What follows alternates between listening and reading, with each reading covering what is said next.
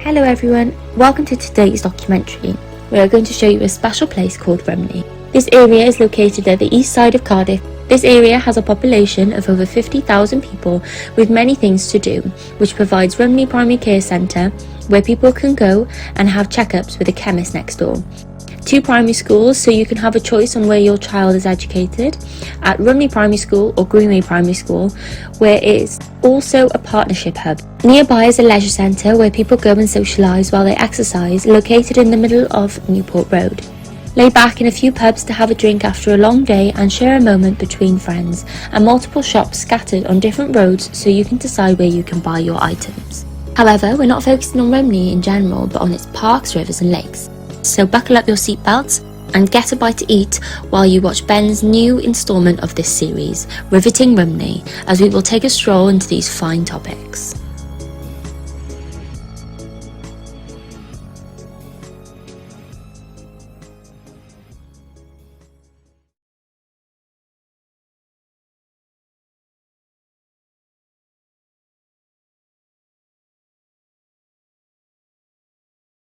Rumney Hill Gardens was developed in the mid-1950s, with part of the space formerly known and designated as a burial ground, shown on the 1940s Ordnance Survey map as Rumney Cemetery, though it was never actually used as such.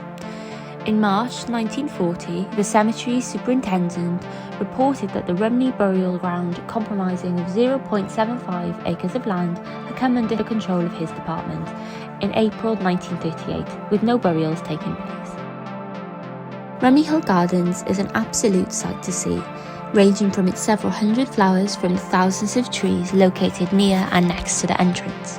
There is a tennis court on the left, a little outdoor cafe in the middle. There is a bowls playing area on the right side of the park where people of all ages play some days. There are facilities like toilets, however, they aren't open to the public. Further on the right side of Rumney Hill Gardens, there is a secret garden. The secret garden is right next to the police station, and it's well hidden from the public since the garden is also behind a few houses.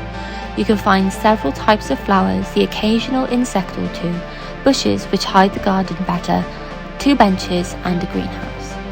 At the Rumney Hill Gardens entrance there is a pathway that splits into multiple directions, and if you head down the left or the middle path you can follow a really deep and long trail that will take you down to the huge field. Be careful, the slope that leads down here can be a little bit slippery. You can arrive at the fields if you head to Bull Road or travel to Pontprenai, where a green bridge next to Rumney River is. The huge field is connected to 3 separate places, which are Rumney, Rumney and Pontprenai. This field is the middle of these 3 places. The field has a football club located on the right, the Rumney playing field on the right, an extended part of the field towards the left with the flyover bridges, close to the bottom of Newport Road, and a river by the straight path of the trail. This rushing river, named Rumney River, is on the left side of the walk by Pontprenai. You can sometimes see people on bicycles, but only if in the fields, with mostly people and families walking throughout the park. You can also see a fair share of elderly people in the park, and sometimes holding hands, which is sweet. What a local said to me when I was recently filming at Rumney Hill Gardens. An elderly man told me that Rumney Bowls Club was formed in 1957. Rumney Hill Gardens is open 24 hours a day and 7 days a week, with car parking available at the park entrance. There are information boards located in several places throughout the park, and tennis courts always open. The use of the tennis courts used to be free until the council introduced pricing for people to use these courts. As Rumney Hill Garden was formerly known as a cemetery, you can also find a memorial of the soldiers who fought in World War II located in Barmouth Road in the middle of Rumney, where it stands a great reminder for all those who died in the war.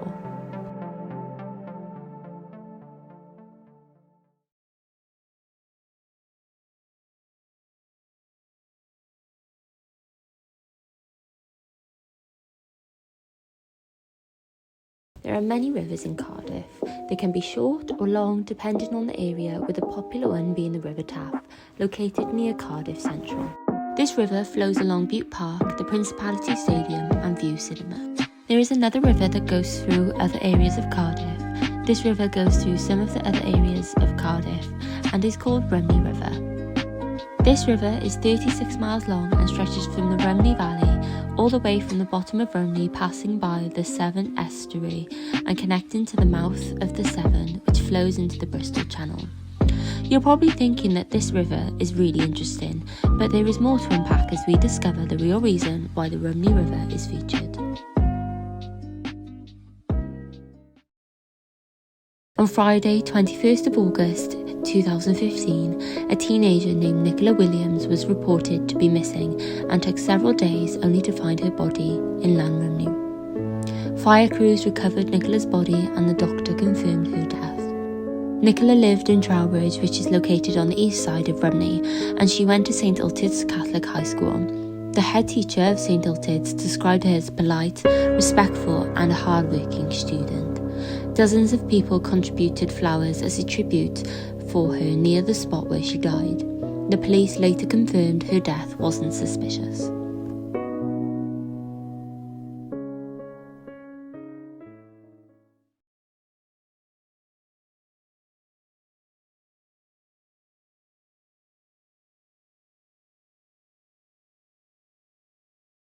This park was once a licensed space for tipping waste, which was cleared and landscaped between 2001 and 2003 to create a new park, which is Tredellick Park, or Parc Tredellick in Welsh. The park's lake consists of 40,000 square miles with the surrounding land landscaped and planted to provide wildlife habitats. Lambie Lake Fishing Club was formed to manage the coarse fish at Tredellick Park, which includes trench, perch, golden red and several types of carp. Some have grown to around 14 kilograms. West of Tredellick Park, that crosses the Rumney River, flowing from the Brecon Beacons and down to the Rumney Valley, before reaching the sea 1 kilometre south of here. The Rumney Trail is a footpath shadowing the river, passing near Pentwyn, Rumney Hill Gardens, here in Tredellick Park, and eventually ending nearby Tesco's in Pengham Green, which is next to Tremorfa. There is also a club nearby which is named Rumney River Motorboat and Sailing Club. If you're interested in this sort of hobby, then you should give this a go. Tredellick Park is an absolutely fantastic place to visit. This park offers an amazing and massive lake with a wooden pier that connects to several different paths. There are many signs dotted around the park and a stone bench just in case you want a delightful place to rest and watch the ducks roaming around the lake. The birds you can usually see here are swans, coots and mallard ducks that are surrounded by massive strands of weed. There are 2 ways you can get to Tredellick Park. You can park on Bracteau Lane and walk where there are a few green fences. As you walk past these, there is a little hill and a big blue bridge connecting to the lake. If you keep walking past the bridge, you'll finally get to this park. The other way you can get here is by driving over the bridge, where a train line is beneath it. As you go past this on Mardy Road, you're going to turn right onto Lambie Way and drive further onto this road until you see an entrance, where cars are sometimes parked, to get to the other side of Tredellick Park. There are very few parking spaces here and are usually empty. Tredellick Park is open for 24 hours a day, 7 days a week, so you don't have to worry about this place closing for the night, but you do have to be careful since gangs roam around this place at night.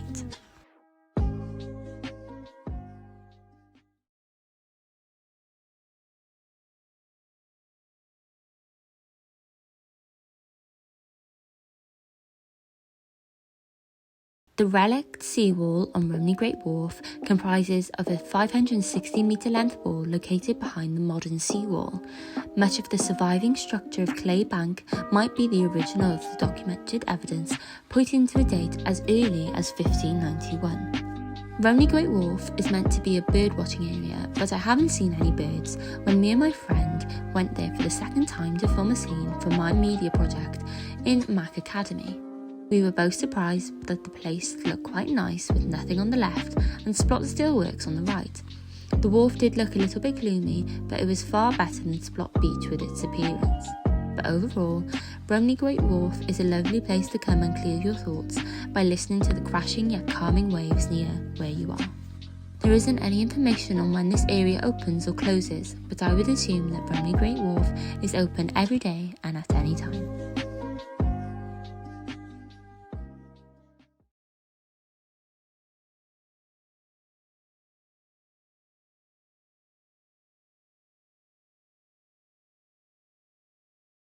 Thank you so much for watching this amazing documentary. Tune in next time when a pair of silos were replaced by Sainsbury's in Colchester Avenue in Roath, when Catherine Gardens was initially a quarry, what happened to the fish pond playgrounds in the middle of Rumney, and the original history of the Eastern Leisure Centre, included with the history of Eastern Leisure Centre playing fields. Lastly, the darker history of Greenway Park and the many incidents that happened there. So, until next time, goodbye.